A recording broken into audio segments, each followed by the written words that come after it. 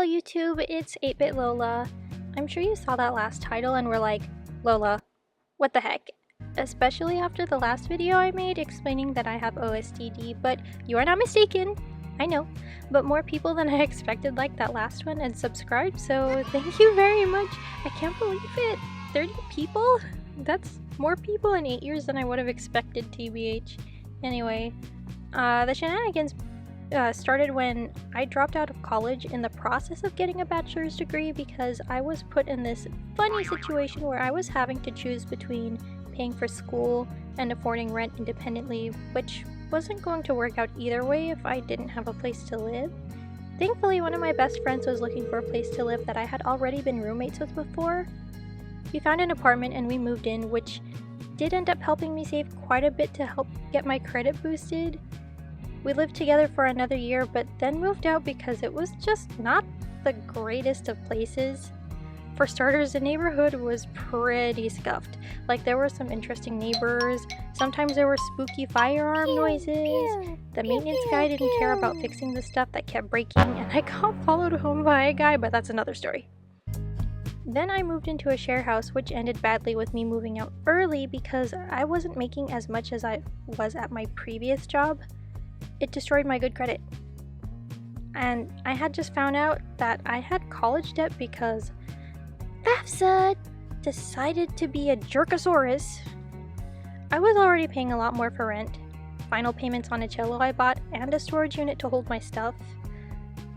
I'd be living out of my Beetle if my parents hadn't taken me into their tiny RV with my cat and service dog. Before I left the share house, I was pushed out of my previous job because my boss didn't like me and there were budget cuts happening. If you follow my TikTok that I hardly post on, for however long that is around, I used to be a librarian. Libraries are funded through the city and, long story short, they cut funds to contribute to a new baseball field to make it even fancier. The remaining funds were supposed to go to the police academy, which feels backwards.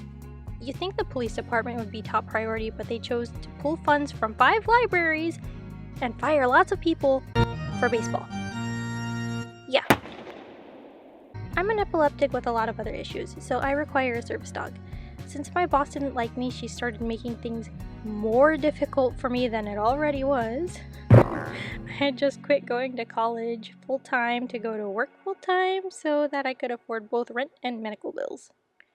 Every time I did something wrong, even the tiniest thing, we had personal meetings in our office to discuss a better approach. To make things even worse, I was missing work and way over on sick leave because my seizures were getting closer together. I have tonic-clonic epilepsy, meaning I have tonic-clonic, better known as grand mal seizures. I pretty much start passing out and start flopping all over the place like a fish. Okay. I'm not really 100% sure how these look. I mean, my neurologist had my mom record them when they happened so he could verify the type of seizures they are. I could go back and look at those videos, but I don't want to freak myself out more, so I joke at myself. Again, stressing that I'm not making fun of other people with these types of seizures. I'm just making fun of myself specifically. Please don't get mad at me. I just pass out and start twitching.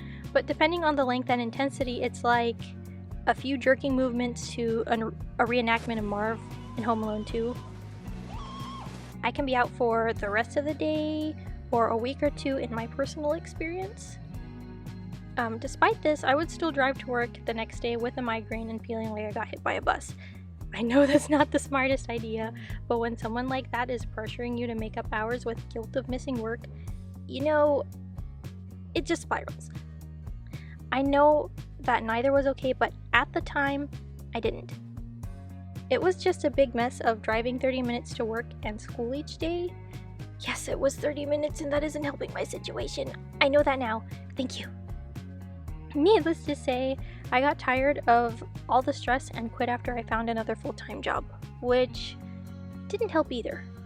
Now, I did try asking one of the higher-ups at my previous job their thoughts on my leaving, and she pretty much told me that I was in the right to quit because it was my 2-year word against 10 years of seniority. Oh, the drama. I worked a night job, so I had to adjust my new sleep schedule. Let me just say here that didn't improve the span between my epileptic episodes. So I moved from librarian to doorman for a nightclub and spent a lot of time leaving at really late hours in the process of moving into a cramped RV with my parents. I did a lot of couch surfing. I wasn't happy with the outcome, but at least I had a job I could use to pay off my debt and improve my credit score, right? Nope. Turns out that my neurologist didn't like that because I had forgotten that my seizures were too close together, like 2 weeks apart when they were typically months apart. So I had to quit my job. The way I quit was another interesting story. I had another seizure, surprise, surprise, and this one took me out for a whole week. It wasn't just because I ran out of gas and was overstressing. Oh no, it was over something stupid. I will expand in an upcoming video hopefully soon. For now, I'll just say that I had to explain that my neurologist didn't like me working a night job or a full-time job. The latter of it all was that I was just exhausted.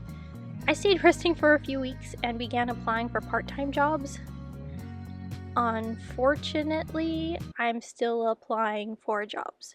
The good thing is that I have a temporary place to stay, and with the gracious help from my parents, especially my dad, who has been more than patient with me and helped pay off my debt.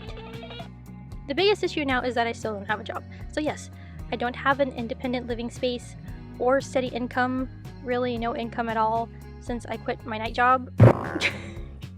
I have been avidly putting in applications, battling Social Security, and even moved out of the RV with my parents across the state because of my dad's new work position, and I still haven't found a job. I kid you not, I have put in over 300 applications just so I can afford my primary medication, meaning my parents have been taking care of my living costs as well as my medical bills and care for both my service dog and pet cat for 2 years now because no one will hire me. I even entered the same competition 2 years in a row to try to get some money to help me get a living space and was unsuccessful. Someone I volunteer at conventions with on occasion beat me. I'm happy for them, a little envious since I really could use the money and start living like a semi-normal human being. I miss independence. No noises like blaring music or loud cooking or asking what you're up to. No integrated plans or door opens before you can answer after the knock or surprise trips.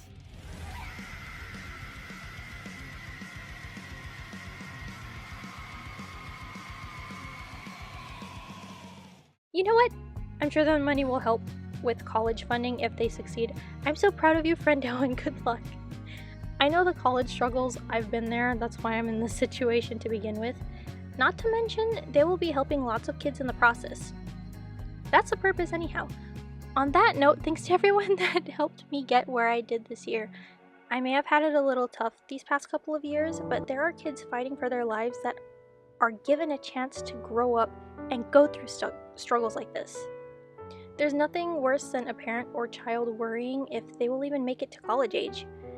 Your votes and others have made that possible, so big thanks for me and the kids benefited from the Starlight Foundation. Before I sign off, I need to announce the winner of my little competition.